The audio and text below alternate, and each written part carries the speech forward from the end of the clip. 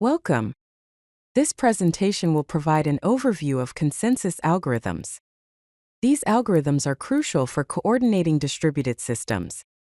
In this presentation, we'll touch on Raft, Paxos, and Practical Byzantine Fault Tolerance, or PBFT. So, what exactly is consensus? Consensus is a process where multiple nodes in a distributed system agree on a single value or decision. Three key properties define consensus: agreement, meaning all nodes decide on the same outcome; fault tolerance, which allows the system to continue functioning even if some nodes fail; and consistency, ensuring that the system state is the same across all nodes. Achieving consensus in distributed systems is not a simple task. Several challenges make it difficult. Network partitions occur when nodes can't communicate with each other. Node failures happen when servers crash or become unresponsive. Timing issues arise due to message delays and the difficulty of synchronizing clocks. Finally, Byzantine faults involve malicious or corrupted nodes that may provide incorrect information. Let's explore the Raft algorithm. Raft focuses on understandability. Key features include a strong leader to manage consensus, leader election to choose a new leader if the current one fails, log replication to ensure data consistency across nodes, and safety guarantees to prevent incorrect decisions.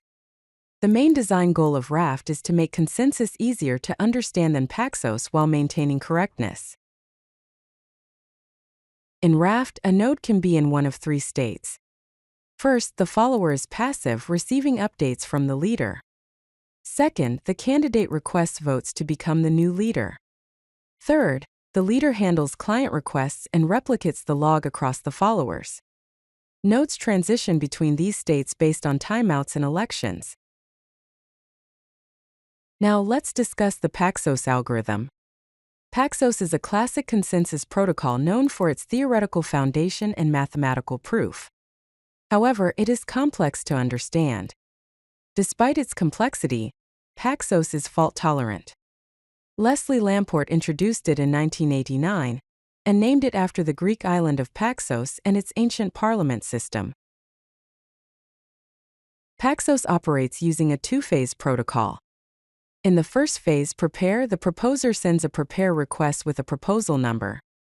The acceptors respond with a promise. In the second phase, accept, the proposer sends an accept request with the chosen value, and the acceptors respond with an accepted message.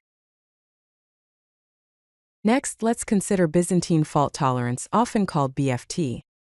A system with BFT continues to operate correctly even when malicious or corrupted nodes provide incorrect information.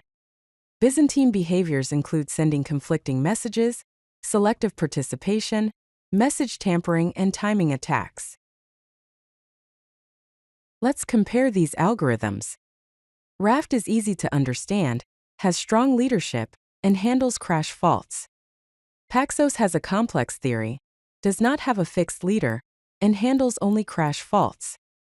PBFT, or Practical Byzantine Fault Tolerance, is the most complex, uses a view-based leader, and is designed to handle Byzantine faults. Finally, let's look at real-world applications. In distributed systems, CockroachDB and Consul all use Raft. In blockchain and finance, Hyperledger and Libra, also known as DM, use PBFT. Banking systems often use Paxos. The choice of algorithm depends on the specific fault model and performance requirements of the system.